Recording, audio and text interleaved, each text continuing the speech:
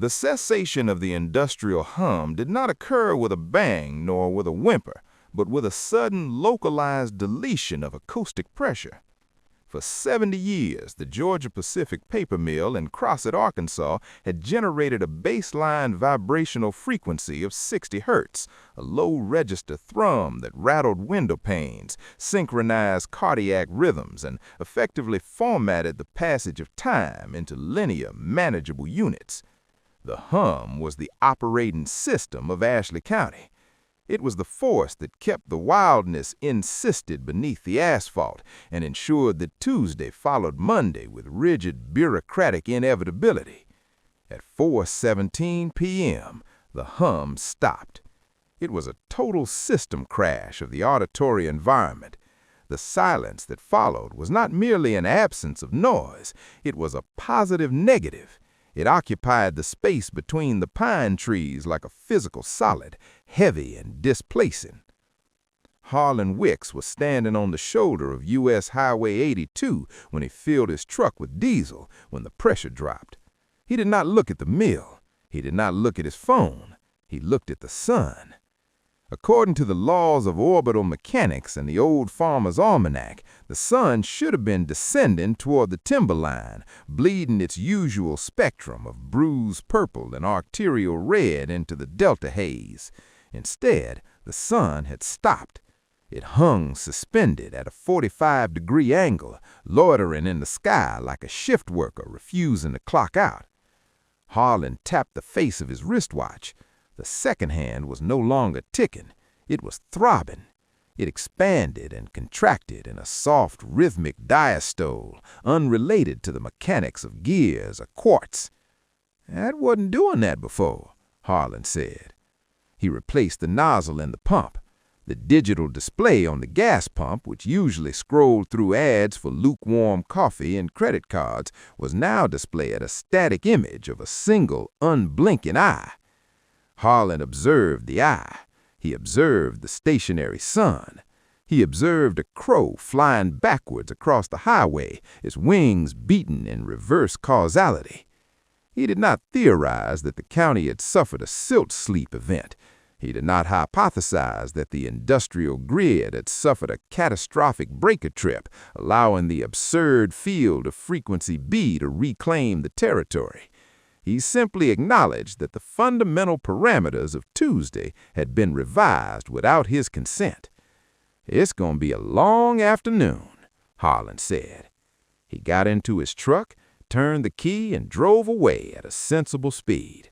He did not look back. He had seen the anomaly, registered the deviation, and removed himself from the blast radius of the narrative. Behind him, the shadows detached themselves from the trees and began to pool in the ditches, waiting for instructions that were no longer coming from the mill. Chapter 2. Syntax Error at Dawn. General Beauregard awoke to a silence that tasted like copper and ozone. He stood on the highest rail of the coop, a red bantam rooster of significant narrative mass, currently operating under the delusion that he was 6 feet tall. For years, his existence had been a struggle against the industrial hum, a contest of volume between his own voice and the steam whistles at a plant. But today, the air was clear, the frequency was open. He hopped down into the dust of the yard, his spurs clicking against a hard pan with the authority of a gavel. He began his morning patrol, inspecting the perimeter for acts of aggression or implied disrespect. It was near the old tractor tie that he found the object. It was partially buried in the silt, a cheap stamped metal badge, likely a big chief pin from a 1950s cap gun set, eroded by decades of tractor grease and rain. To the untrained eye, it was litter. To the general, operating on the primary process logic of the id, it was a mandate from heaven. He pecked at it. The metal rang with a clear, bell-like tone that did not belong to the physics of 10. The general puffed his chest. The orange feathers of his hackles flared into a solar corona. He intended to crow, to announce his discovery to the subordinate reality of the farm. He opened his beak to issue the standard hue and cry, but sound did not come out. Instead, a title manifested. The words appeared in the air above him, rendered in a bold serif font that shimmered with high confidence borrowed gravity. The Shire Reeve. The general accepted this title instantly. He didn't know what a shire was, nor a reeve. He simply recognized the concept of command. He was the law. He was the state. And then the universe attempted to process his request. The reality engine of Western Ashley County, now running on the unbuffered frequency B, received the input, subject equals reeve. It ran a query against the biological database.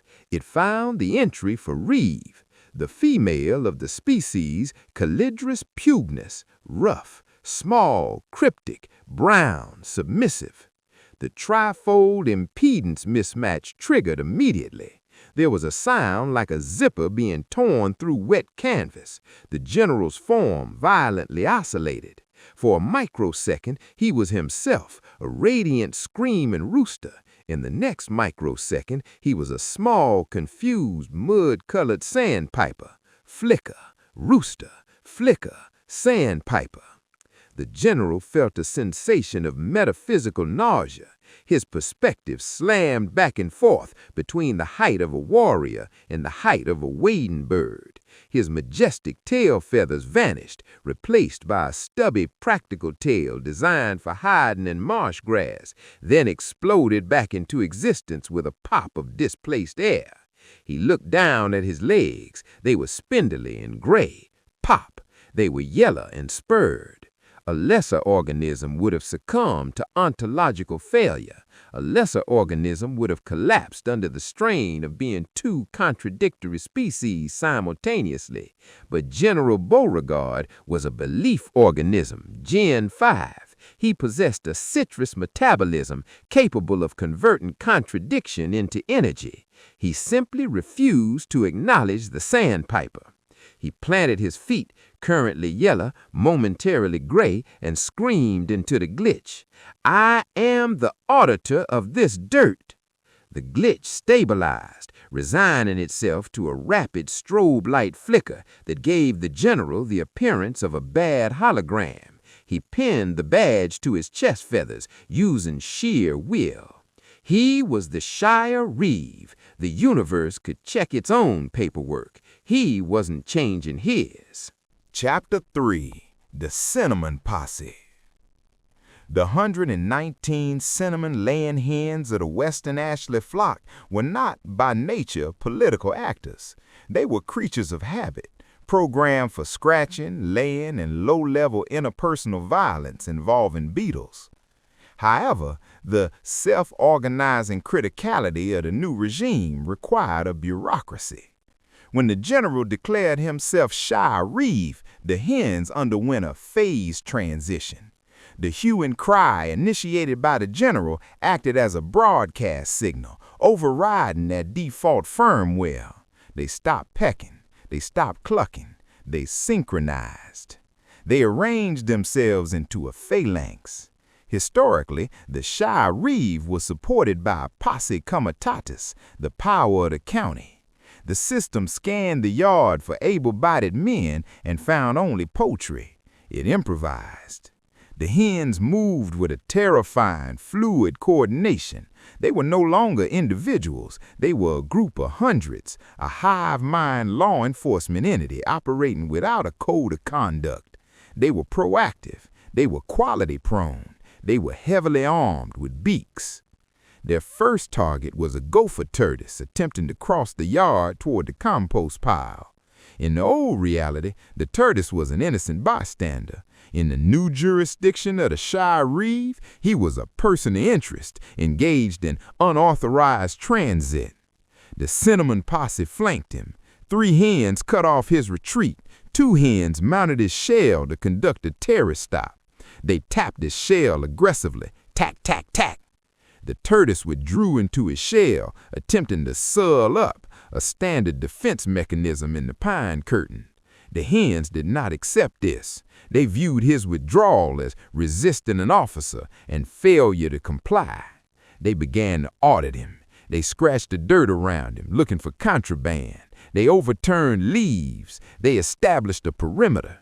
From his fence post, the general watched, flickering between a lordly rooster and a cryptic wading bird. He felt a swell of neurotic guilt in his chest, which he immediately reclassified as paternal pride. "Good," the general murmured, his voice distorting through the glitch. "Process him. Check his pockets. If he has no pockets, arrest him for vagrancy." The sun continued to loiter in the sky, casting long, stagnant shadows over the yard.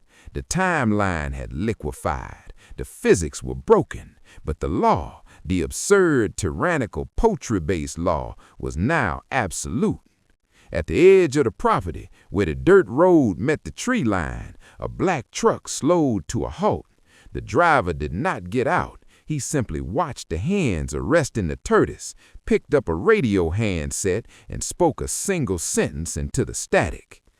"Dispatch. We have a Class 5 narrative rupture in Sector Gallus. The chickens are police now." Chapter 4. The Case Intake. The border of the newly ceded territory was demarcated not by concertina wire or concrete barriers, but by a jagged orange line of crushed flaming hot Cheetos that stretched across the gravel of County Road 42. Rick brought the truck to a halt 10 feet from the snack food sovereignty line. He did not turn off the engine. He engaged the parking brake, adjusted the air conditioning vent to strike him precisely in the sternum, and exhaled a breath that was equal parts patience and exhaustion. "Let's slow this down," Rick said, his voice dropping into the low, regulated register of a man engaging in kinetic de-escalation. "We are not looking at a rebellion. We are looking at a sentinel event." To the uninitiated, the scene was a rural hallucination. To Rick, holding a master's degree in industrial organizational psychology and a lifetime of exposure to the pine curtain, it was a systemic output. The secession was merely a Swiss cheese failure where the holes in local governance, animal husbandry, and metaphysical containment had aligned. J.D. sat in the passenger seat, vibrating with grandstand energy. He stared through the windshield at the Cinnamon Posse, who were currently performing a synchronized patrol pattern that looked suspiciously like a flanking maneuver. "That ain't a sentinel event, Rick," J.D. said, pointing a callous finger at the poultry. "That is a Class 1, Division 1 hazard. You got livestock operating under a delusion of legal authority. That rooster is vibrating. I can see the harmonics from here. He's gonna arc flash." "It is a resource allocation issue," Rick corrected gently. "The system demanded a shy reeve. The system received a rooster. The outcome is consistent with the incentive structure." In the back seat, June was already typing on her phone, her thumbs moving with the lethality of a court stenographer. She did not look up. "I'm currently initiating a geofenced audit of the vibes. The aesthetic is given failed state, and the logistics are non-compliant. I do not see a back-end infrastructure for this revolution. It is highly likely this is a pump-and-dump scheme involving corn futures." Rick opened his door. "We are going to conduct a preliminary assessment. J.D., you verify the physics. June, you handle the optics. I will interview the management." They stepped out of the vehicle and onto the hard pan. The heat was oppressive, a positive-negative weight that pressed against the skin. Across the Cheeto line, the 119 hens stopped moving. They turned their heads in unison, 238 beads of obsidian staring with the blank, terrifying focus of a wolf pack. Rick approached the line, keeping his hands visible, adopting the scholar rancher stance, shoulders loose, eyes on the horizon, radiating the calm of a man who knows that you don't argue with livestock or gravity. "Afternoon," Rick said to the air. "We're just here to check the meters." Chapter 5. grounding the rooster. J.D. did not believe in metaphors. He believed in copper, voltage, and the general duty clause of existence. As he approached the Cheeto line, he pulled a Fluke 1587 insulation multimeter from his belt holster. He was not there to negotiate. He was there to mega the narrative. General Beauregard stood on a fence post 5 yards away. The glitch was active. To J.D.'s trained eye, the rooster was suffering from a rapid, unscheduled disassembly of his biological waveform. One moment he was a majestic red bantam, chest puffed with the arrogance of high-confidence borrowed gravity. The next, he was a brown, cryptic female sandpiper, shrinking into the wood grain. Flicker, sheriff, flicker, bird, flicker, sheriff.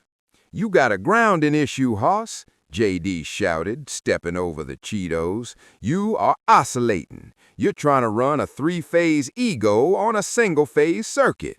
The cinnamon posse clucked, a low, menacing sound like a dry baron grinding in a paper mill. They tightened their formation. The general puffed his chest, momentarily stabilizing into the rooster form. He thrust his beak forward, and the air around him rippled with the heat of grievance capital. "I am the law of the land," the general crowed, though the sound was less a crow and more a screech of tearing metal. "You ain't the law, hoss. You are a floating neutral. You got high voltage, but no amperage. You can scare the bugs, but you can't turn the motor." J.D. extended the test leads. He wasn't aiming to touch the bird. That would be a safety violation. But to test the potential difference between the general's delusion and the dirt of western Ashley County. He jammed the black probe into the earth. He pointed the red probe at the flickering entity. "I'm initiating a stress test. If you are the shy Reeve, you should have a resistance of 0 to the ground. You should be bonded to the county." The meter beeped. The numbers on the LCD screen scrambled, racing through values that shouldn't exist in a DC circuit. OL, over limit. Error 419, minus 12,000 ohms. "Just what I thought," J.D. yelled over the hum of the glitch. "Negative resistance. You're a heat sink. You ain't generating power. You sucking it out of the grid to feed that badge. You are a parasitic load." The general flickered violently into the sandpiper, small, terrified, hiding in the grass, before exploding back into the rooster, his comb turning a violent, impossible purple. "Fake news," the general shrieked, utilizing his immunological reflex to dissolve the reading. "Physics don't care about your news," J.D. roared back, grandstanding now, pacing the dirt like a revival preacher holding a snake. "You cannot ground a B-flat delusion to a plastic pipe. That is not electricity. That is hope. And the NEC does not recognize hope as a bonding conductor." Chapter 6, Terms of Secession. While J.D. argued thermodynamics with poultry, June was conducting a forensic audit of the text. The Proclamation of Independence had been scratched into a patch of dry silt near the tractor shed. It was a chaotic scrawl, a chicken scratch, literally, but the absurd field of frequency B rendered it legible to those with high media literacy. June stood over the text, adjusting her glasses. She did not look impressed. She looked like a compliance officer reviewing a terms of service agreement that had been drafted by a drunk algorithm. "This is not a governing document," June stated, her voice cutting through the humid air with Portis Z precision. "This is a grievance thread." She pointed a manicured finger at the first clause. Clause 1. All bugs are now taxes. This is economically illiterate. You cannot monetize beetles without a central bank. The math is not mathing. She stepped to the next line. Clause 2. The sun shall not set without permission. This is a classic example of main character energy applied to orbital mechanics. It is delulu. The sun is not a subscriber to your channel. Rick walked over, hands in his pockets, observing the text with the detachment of an auditor viewing a bankrupt ledger. It's a wish list, June. He's trying to legislate his own relevance. It is non-compliant, June corrected. He is attempting to gatekeep the daylight. I have reviewed the law of this county, and nowhere does it state that a bantam rooster possesses the bandwidth to regulate celestial bodies. She turned to face the general, who was currently engaged in a staring contest with JD's multimeter. "Excuse me," June called out. "General, I have clocked your proclamation. It is giving cult. It is giving unauthorized HOA. I am afraid I cannot validate this secession. It violates the community guidelines of physics." The general turned his head, one eye fixed on June. He flickered. Rooster, Reeve, Rooster. "I do not consent to your audit." "That is unfortunate, because I am not asking for consent. I am documenting the cringe. I am live streaming this failure of governance to the cloud. If you do not cease this performative accountability, I will be forced to soft block this entire farm from the narrative." She held up the phone. The general froze. For a creature powered by message loops and attention, the threat of being blocked, of being rendered invisible, was the only weapon sharper than a spur. "Say less," whispered June. "I heard you." Chapter 7. The Pine Curtain Response. The standoff at the Cheeto line was interrupted not by violence, but by a sartorial anomaly emerging from the tree line. Raphael, or Rafe Delaney, stepped out of the dense pine scrub at a Felsenthal edge with the casual authority of a man entering a yacht club, despite being geographically located in a mosquito-infested drainage ditch. He was wearing a Harris tweed Norfolk jacket, fully buttoned, with leather recoil pads on the shoulders. Below the waist, he wore deep indigo Wranglers that terminated in a pair of full-quill ostrich boots, the toes of which were pointed enough to be considered concealed weapons. This ensemble was a textbook application of high-confidence borrowed gravity, or HCBG.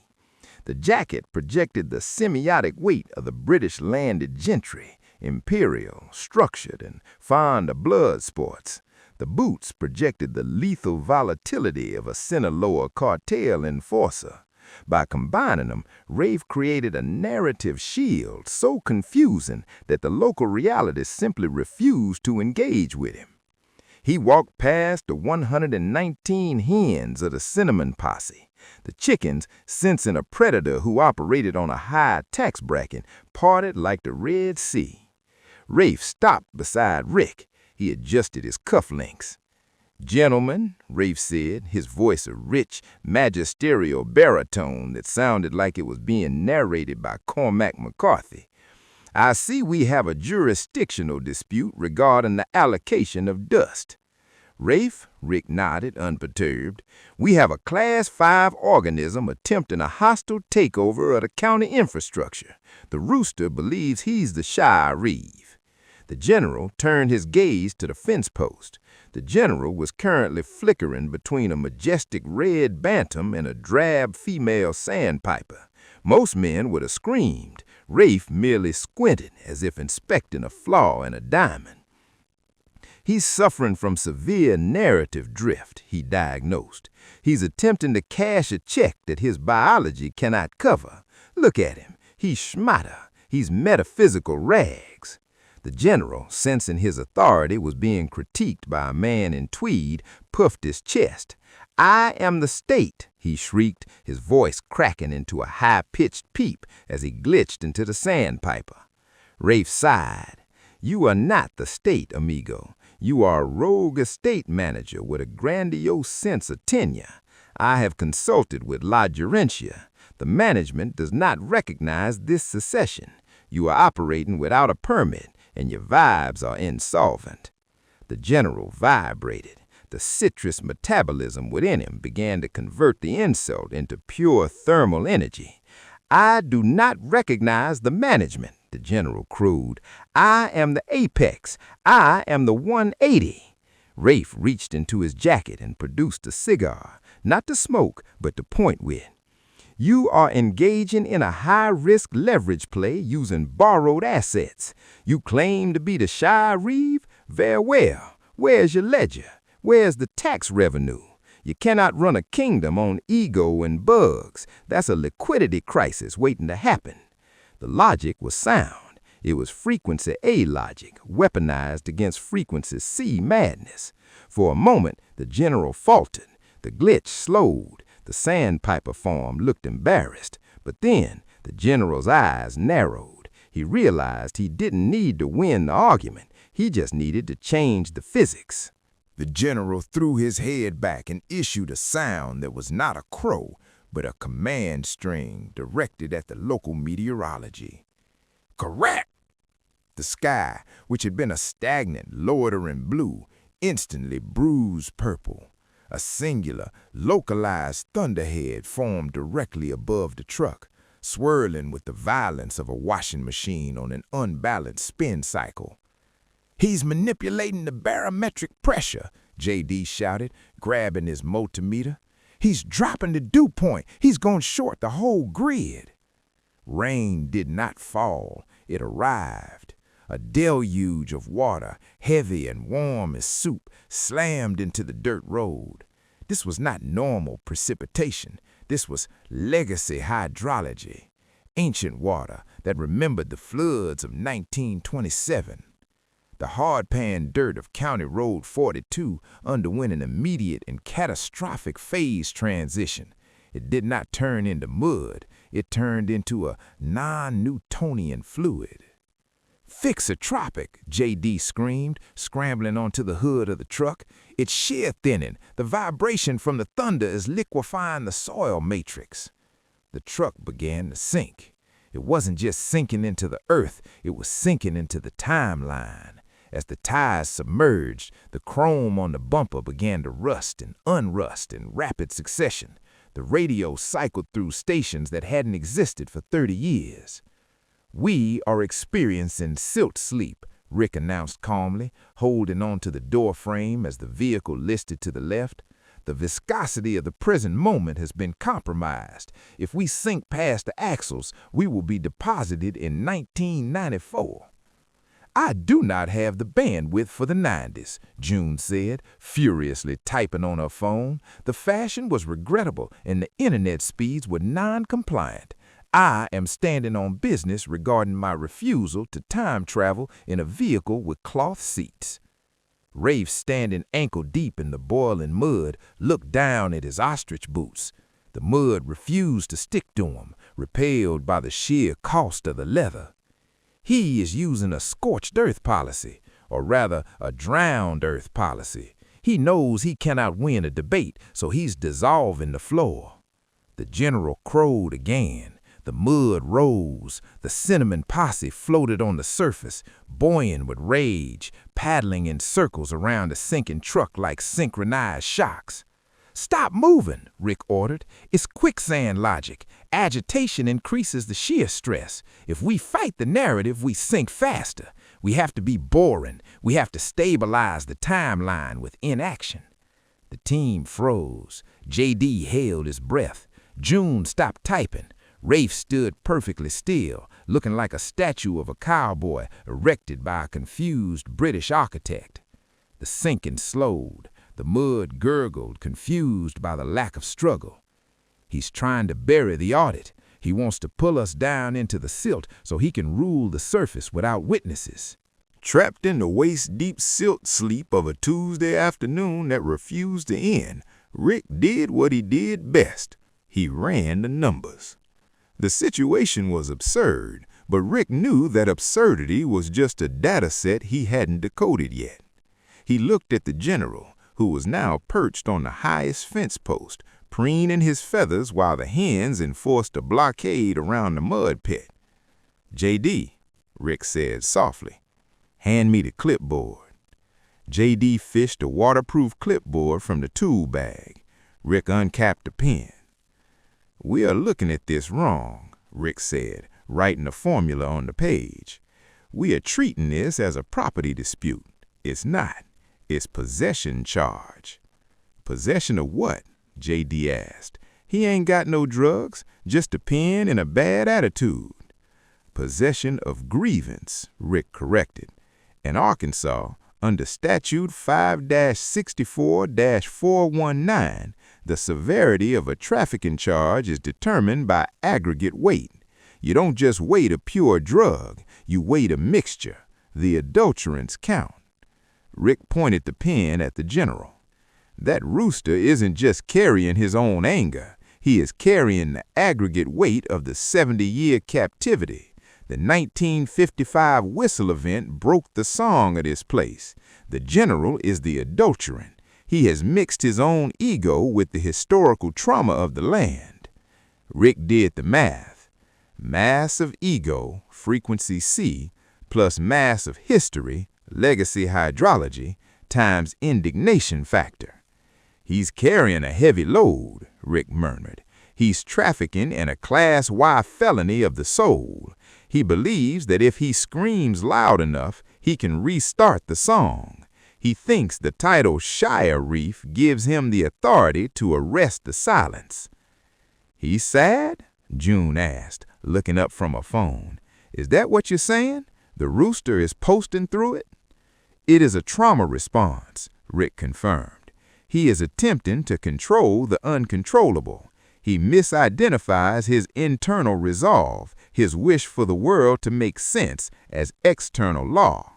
He thinks if he wears the badge, the sun has to listen to him." "That outcome is consistent with the incentive structure," June nodded. "He is maximizing his agency in a hopeless environment. It is delulu, but it is valid." "So how do we fix it?" J.D. asked, wiping mud from his multimeter. "We can't arrest a rooster for having a heavy soul." "No," Rick said, capping the pen. "We can't arrest him, and we can't fight him. If we fight him, we feed the grievance loop. We give him exactly what he wants, a conflict to justify his noise." Rick looked at Rafe. "We have to validate the debt. We have to acknowledge the weight he's carrying. We don't need a SWAT team. We need an accountant. We need to audit his pain and show him that the books don't balance." Rafe nodded slowly. "A settlement. You want to offer him a plea deal." "I want to offer him a way out," Rick said. "He's trapped in the role. He's the Shire Reef now. That means he has responsibilities, and if there's one thing a frequency C organism hates more than silence, it's paperwork." Rick looked at the general, who was currently yelling at a cloud. "We're going to bury him, not in mud, in bureaucracy." Chapter 10. The Primary Process. To understand the governance of the Shire Reef, one must abandon the secondary process of logic, the tedious linear method by which cause precedes effect, and enter the primary process of the general's internal landscape. In the general's mind, there was no distinction between the geography of the farm and the geography of his own body. The fence posts were not wood, they were his ribs, calcified and upright. The gravel road was not a thoroughfare, it was his esophagus, swallowing the dust of the day. The sun did not rise because of orbital mechanics, it rose because his blood pressure demanded illumination. He existed in a state of oceanic feeling. He was the coop, and the coop was him. From his vantage point on the post, the general surveyed his domain. He did not see a muddy yard filled with bugs and rusting machinery. He saw a jurisdictional biosphere that required constant, aggressive auditing. He felt a twitch in his left wattle. In the old reality, frequency A, this would have been a muscle spasm. In the new reality, frequency C, it was an intelligence report. The wattle twitched, therefore a crime was in progress. He scanned the ground. There, a shadow was lengthening near the tractor tire. It was his own shadow, cast by the loitering sun, but the general did not recognize it as a projection of self.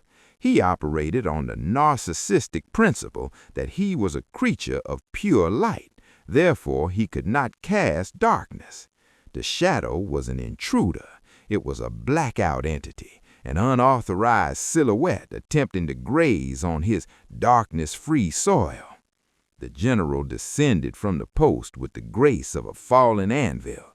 He landed squarely on the shadow's head, or where the head would be if shadows possessed anatomy. "Freeze!" the general commanded, his voice glitching into the peep of the sandpiper before roaring back into the baritone of the sheriff. "You are detained." He pecked the shadow. He spurred the dirt. He attempted to handcuff the darkness only with his feet and his moral outrage. The shadow, adhering to the laws of optics, did not resist. It merely stretched longer as the sun dipped a fraction of a degree. "Resisting!" the general shrieked. "Stop resisting!" He felt a surge of resolve in his chest. A human psychologist would have identified this as anxiety, the panic of a small creature in a big world. But the general misidentified the signal. He interpreted the anxiety as legislative authority. The tighter his chest felt, the more legal power he believed he possessed. He spent the next 20 minutes arresting a patch of dirt, reading it a chaotic version of Miranda rights that involved mostly clucking and the promise of maximum pecking. He was not crazy. He was simply an organism whose wish for control had become indistinguishable from fact. He was in control. He was the id made manifest, a creature for whom the world was nothing more than a mirror that occasionally needed to be shattered. Chapter 11. The First Handoff. The escape from the silt-sleep mud pit was a slow, wet, and undignified affair. It required the team to de-escalate their mass, literally moving with such profound boredom that the thixotropic mud lost interest in holding them. They regrouped at Memo's Diner, a small aluminum-sided structure located on the precise geological fault line between the ceded territory and the rest of Arkansas. Memo's was a neutral ground.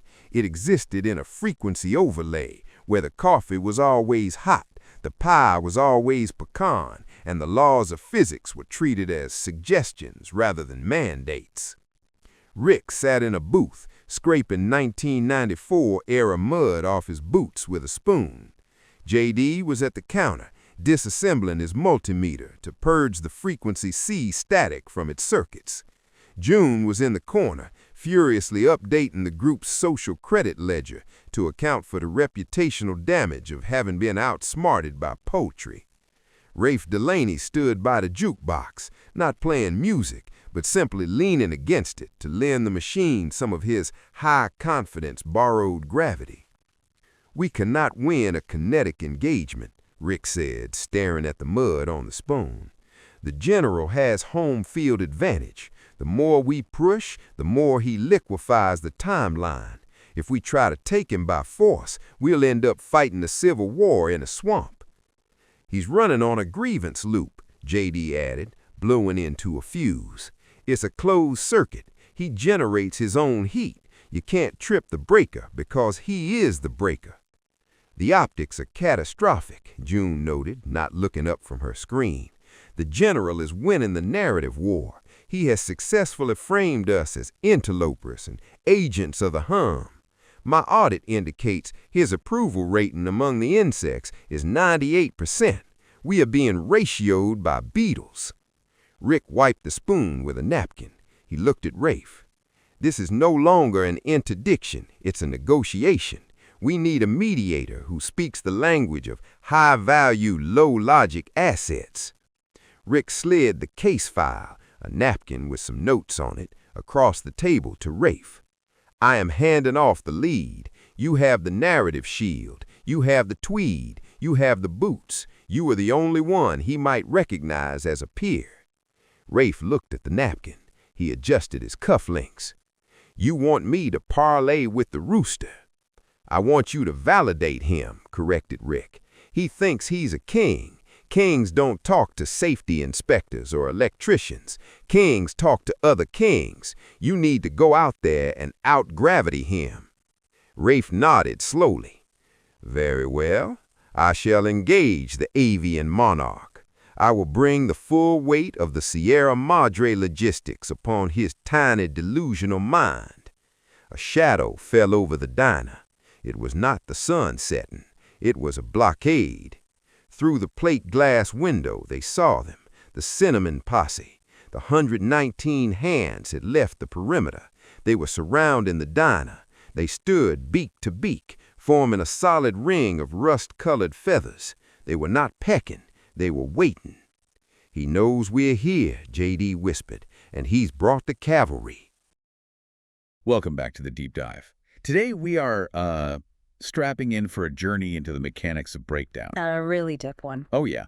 We're diving into the first half of a truly remarkable piece of procedural folklore.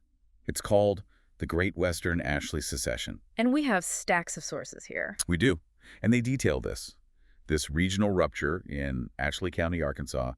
It's a place where reality, well, it decided to take a sick day, and local history became weaponized. I think what's so striking right from the first page is that this isn't a political story. You think secession, you think politics. Well, but you think flags and declarations. Exactly. But this is a systemic story. It's a study of the failure of causality itself. For you, the listener, the best way to frame this is to imagine a total computer operating system crash. Okay, I like that analogy. The whole foundation of local reality just failed, and what rushed in to replace it was let's say, a highly corrupted backup drive. A corrupted backup. Is So how? let's unpack that. We're dealing with a world where the new border is marked by crushed, flaming hot Cheetos. Uh-huh. And the new sovereign is a red bantam rooster named General Beauregard.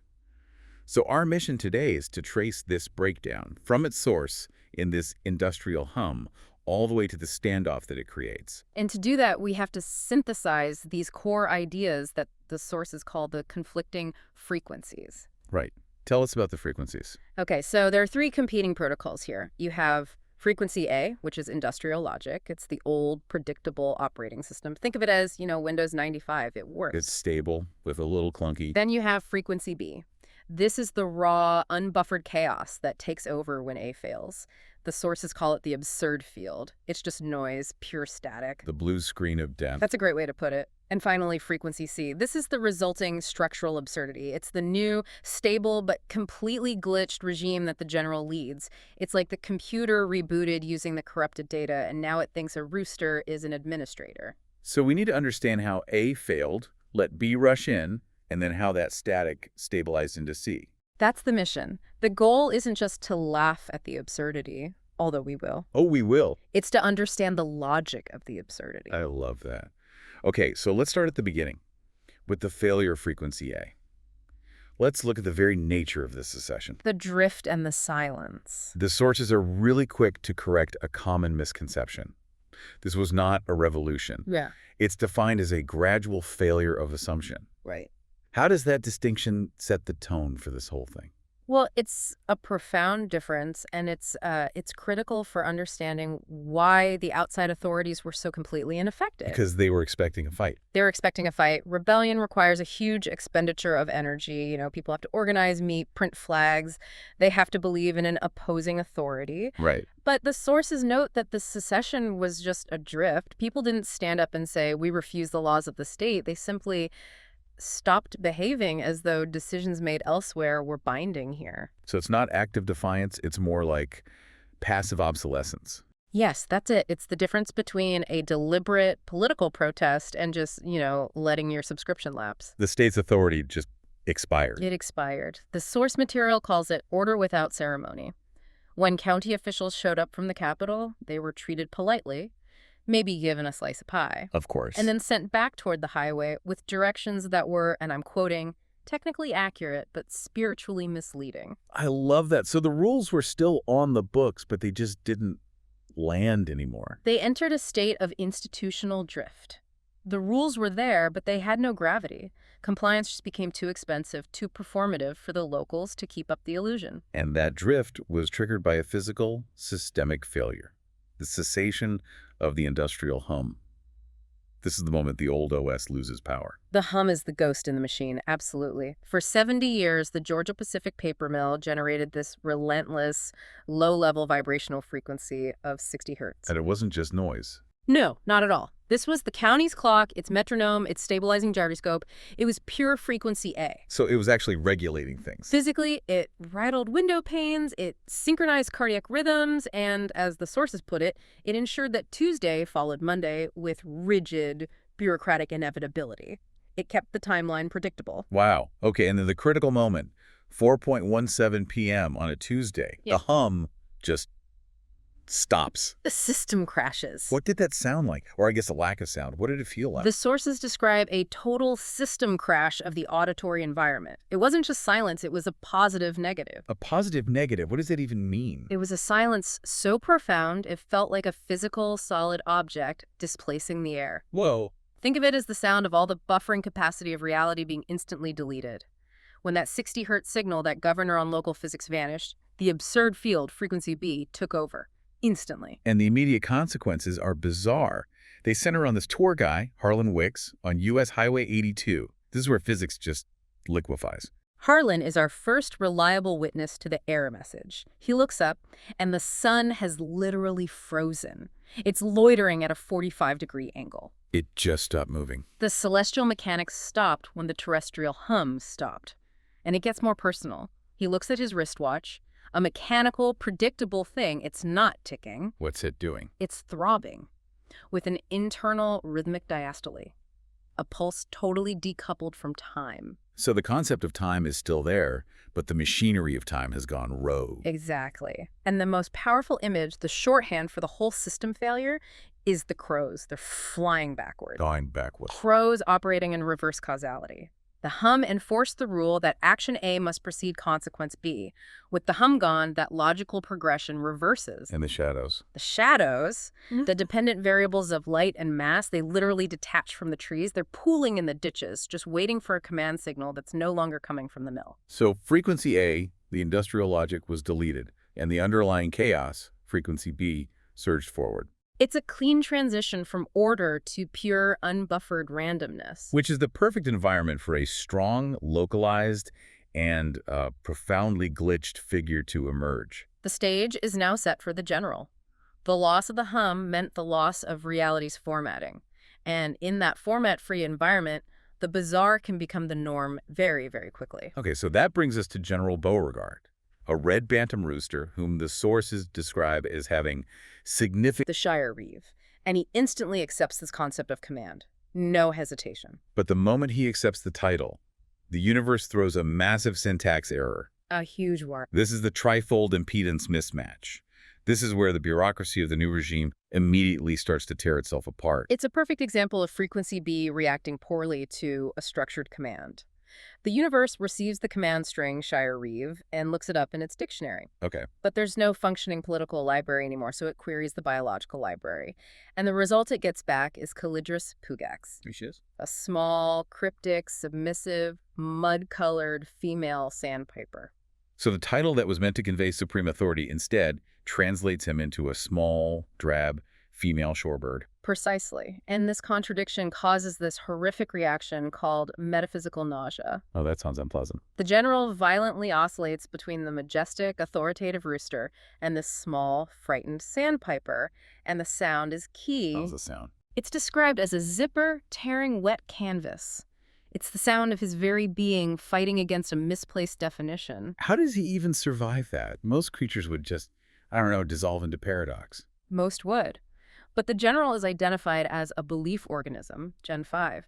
He's evolved to thrive in this corrupted environment. He has what they call a citrus metabolism. A citrus metabolism? What on earth is that? It means he can convert sheer contradiction, this ontological failure, into usable energy. So he doesn't solve the paradox. He feeds on it. He just refuses to acknowledge the sandpiper, stabilizes his glitch, and keeps issuing commands.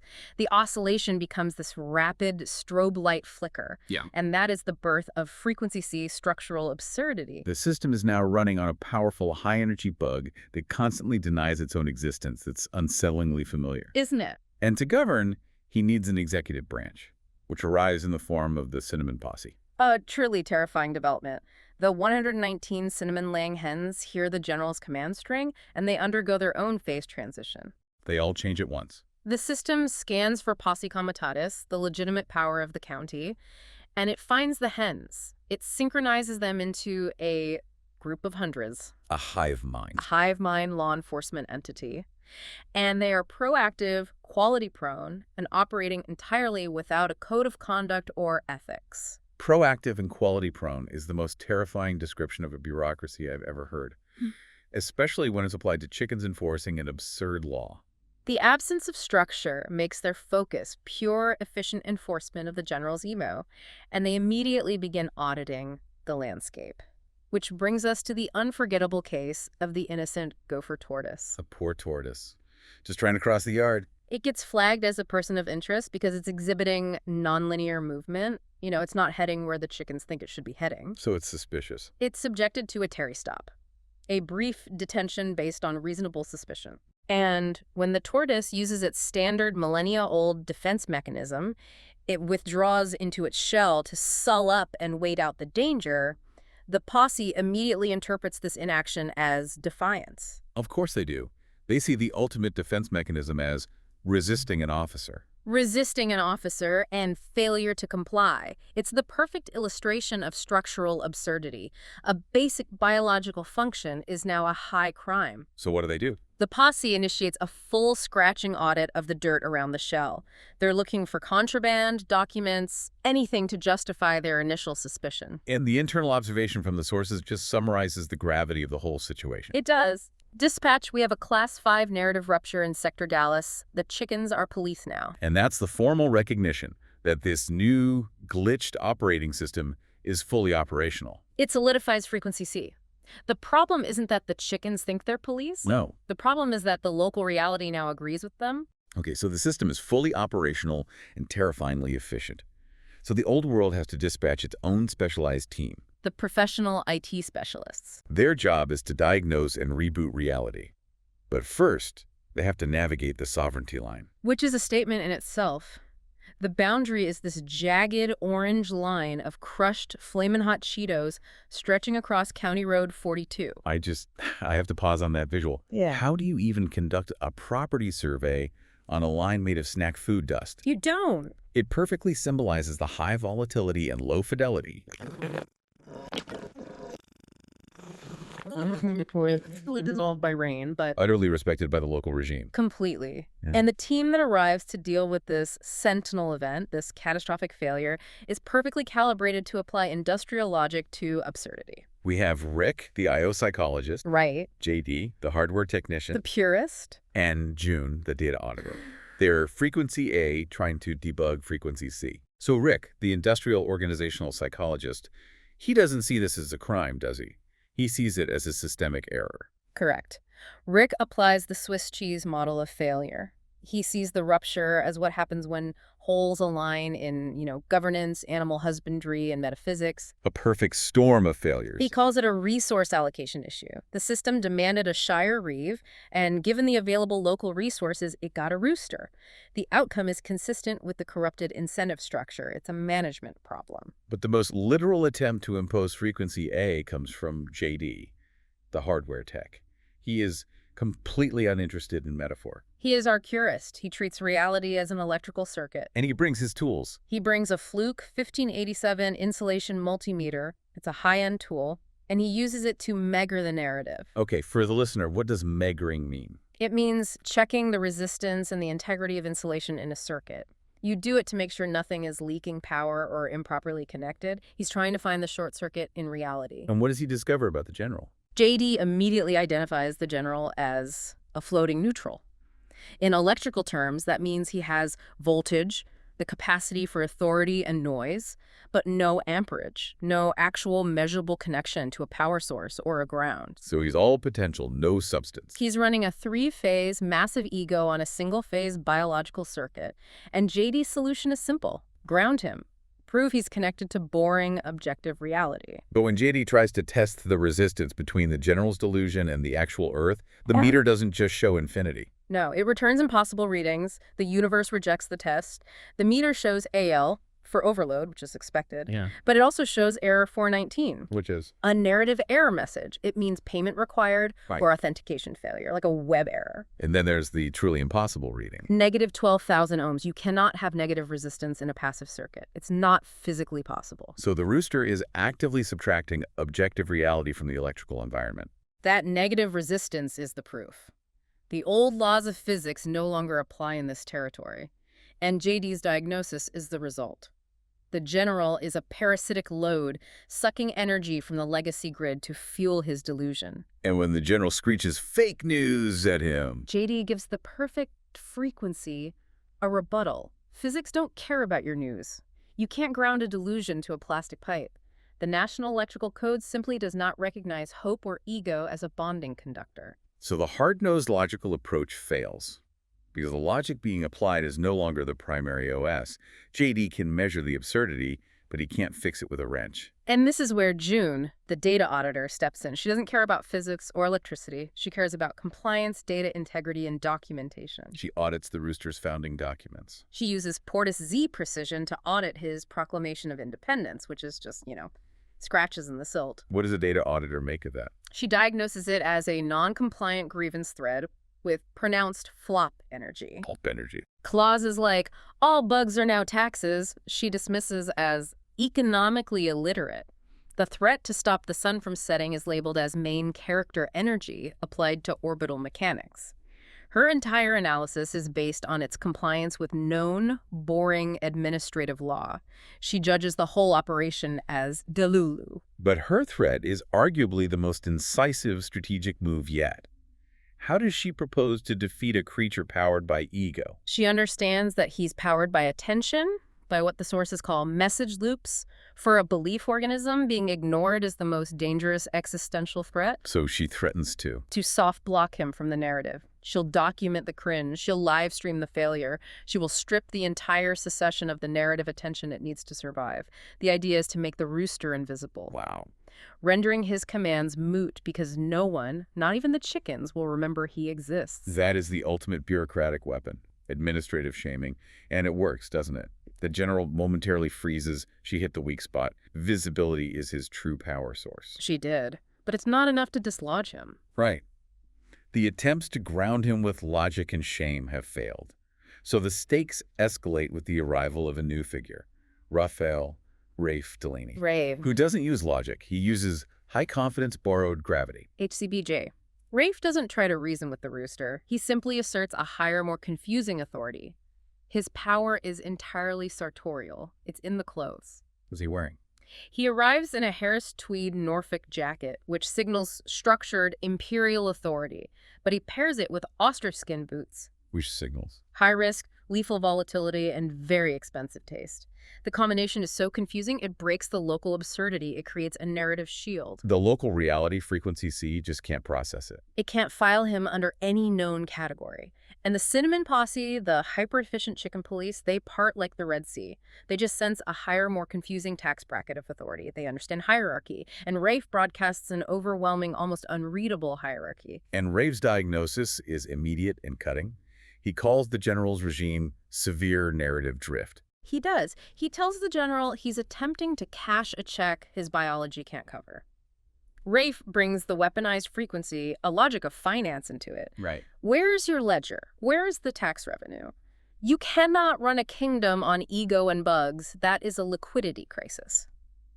He tries to collapse the secession through the sheer weight of financial liability. But the general, threatened financially, uses his power to change the battlefield itself. This is the first time we see him actively legislate a physical change in the environment. He can't win the solvency debate, so he issues a command string to the atmosphere. What happens? He triggers a localized thunderhead and a massive rain event of legacy hydrology.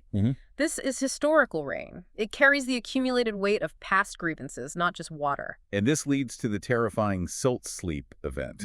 We need to be really clear about this concept because it's highly technical. Silt sleep is the catastrophic consequence of that weather command. The ground, because of the thunder's low-frequency vibration, undergoes a catastrophic phase transition. It becomes a thixotropic fluid. Wait, thixotropic fluid? For the layperson, how does that manifest? Is it like quicksand but triggered by sound? Essentially, yes. Thixotropic fluids are gels that become liquid when they're shaken or stressed.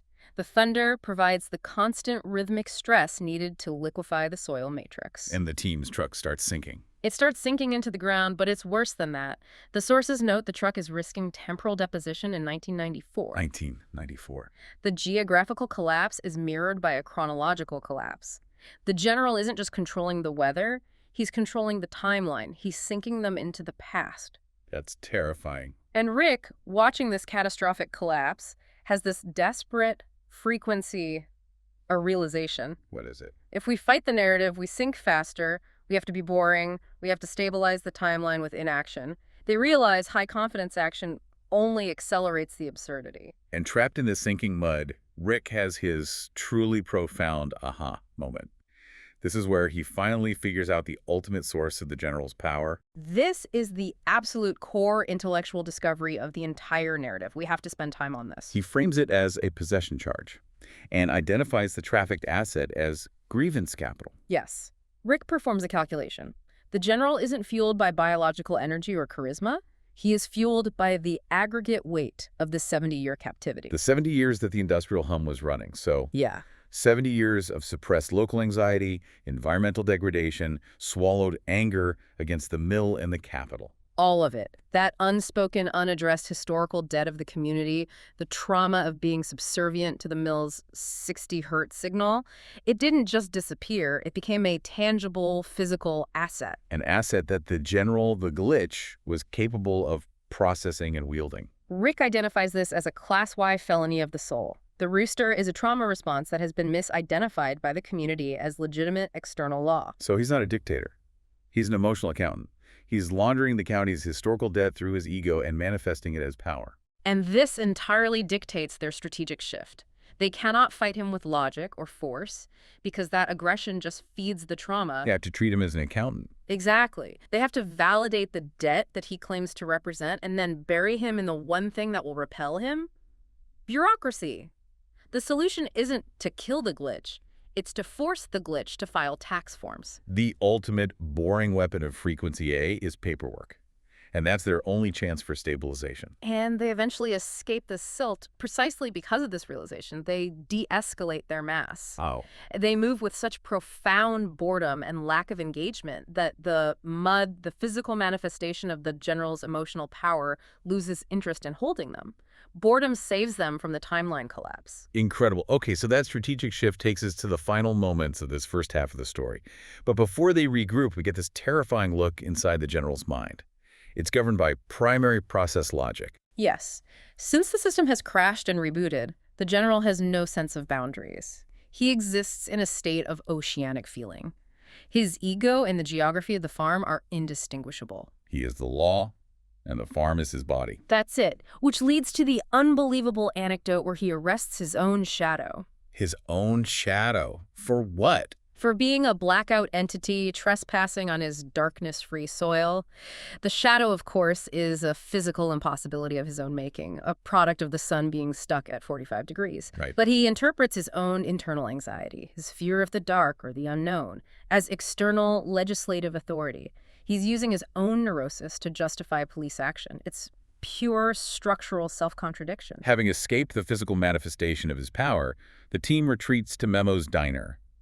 Why is this location so important strategically? Memo's diner is described as a neutral ground. It sits on a geological fault line where physics are already suggestions because of seismic activity. So the rules have always been loose there. Exactly. So neither frequency A, industrial law, nor frequency C, structural absurdity, has total dominion. It's the only place they can stage the negotiation prep without risking another ontological collapse. And Rick, the psychologist, realizing that this new bureaucratic paperwork strategy needs to be delivered with authority, he hands the lead to Rafe. The realization is simple. The general is running a high-confidence, kingly operation. He has to be out-gravitied by a peer. Kings only talk to other kings. Kings only talk to other kings. And Rafe, with his narrative shield and his calculated, confusing authority, is tasked with bringing the full weight of bureaucracy and liability to the confrontation. The plan is to present the general with the tax ledger that represents the debt he is carrying. They're preparing for a confrontation based on boring administrative reality. And then the chapter ends with the arrival of the opposition. The atmosphere inside the diner is tense, and outside the Cinnamon Posse arrives. They surround Memo's diner. They form a silent, rust-colored blockade, linked beak to beak. This is the moment where the efficiency of Frequency C becomes truly menacing. The general has brought his entire, highly motivated, flighted bureaucracy to bear. The team is trapped, surrounded by this silent, rust-colored circle. They're facing a live circuit of institutional absurdity, ready to enforce the general's neurosis. And that's where the first half of the narrative leaves us. On the threshold of a bureaucratic negotiation with the rooster who commands reverse causality and is powered by historical debt. It's the perfect high-tension cliffhanger. The logic of the old world is inside the diner. And the glitch of the new world, supported by its efficient, feathered enforcement mechanism, is outside, waiting for the command to commence the paperwork audit. So to recap our deep dive into the birth of this absurd regime, And the first critical attempts to counter-audit it, our central finding is still the most powerful. The general's power source wasn't military might, it wasn't popular mandate, it was the county's accumulated historical debt. the aggregate weight of 70 years of swallowed silence. That weight was a tangible asset, grievance capital, and it provided the energy source for the entire secession. And the tools the audit team deployed were fascinating. Industrial psychology, the electrical code, data auditing, and of course, high-confidence borrowed gravity. They quickly realized that the solution wasn't to fight the narrative with force. No. It was to stabilize it using the one thing the general cannot metabolize. The crushing, inescapable banality of liability. The next stage of the conflict, which we'll have to get into another time, is this fascinating escalation of bureaucratic warfare. And the sources conclude that this secession arrangement, it persists only so long as it remains useful. It'll dissolve the moment it stops being so. It survived in its initial form, not by hardening its boundaries, it used Cheeto dust after all, Right. but by refusing to define them too rigidly. It allowed the absurdity to function structurally. Which brings us to our final provocative thought for you, the listener. This story suggests that real stability in any system isn't achieved through perfect adherence to rigid rules. It's achieved through constant, messy adaptation and a refusal to harden the self. So you have to ask yourself, If a system continues to operate long after no one remembers who authorized it, is the chaos or the compliance the greater fiction? Thank you for joining us on this deep dive into the sticky, highly detailed, and absurd world of Western Ashley County. We'll see you next time.